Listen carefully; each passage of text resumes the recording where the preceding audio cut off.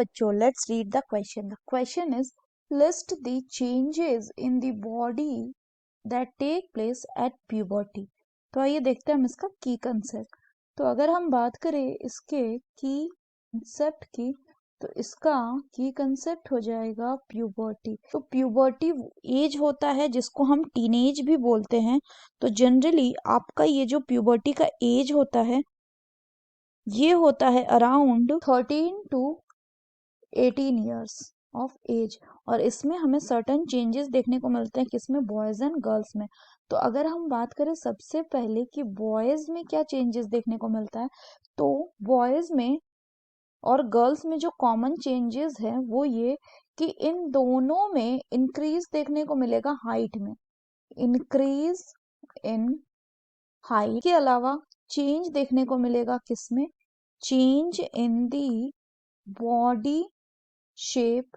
Body shape में भी change देखने को मिलेगा जिसमें जो बॉयज होंगे इनका शोल्डर्स यानी कंधे वाला जो पोर्शन होगा एंड जो चेस्ट वाला पोर्शन होगा that will be broader and wider, broader and wider.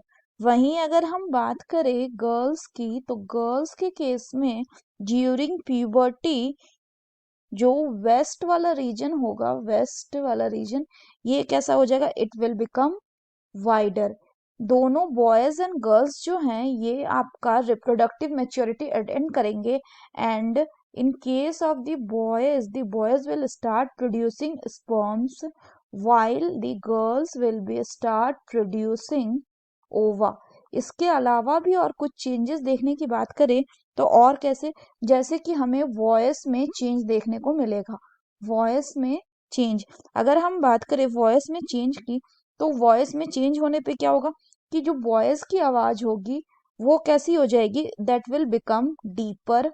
So deeper voice. वहीं अगर हम गर्ल्स की आवाज की बात करें तो वो कैसा हो जाएगा बच्चों, it will be of high pitched voice, high pitched voice. और साथ ही साथ गर्ल्स में इस टाइम पे हमें क्या देखने को मिलेगा, तो गर्ल्स में भी सेक्सुअली रिप्रोडक्टिव हो जाएंगी. तो क्या हो जाएगा कि गर्ल्स में इस टाइम पे हमें मेंस्ट्रुएशन देखने को मिलेगा, जिसका मतलब होता है पीरियड्स या ब्लीडिंग, मंथली ब्लीडिंग, जिसमें कि हर मंथ आपका जो यूट्रस है it prepare itself to get pregnant. But in case अगर प्रेगनेंसी नहीं होती है तो यूट्रस की जो लाइनिंग है वो शेड ऑफ हो जाती है ओवम के साथ साथ.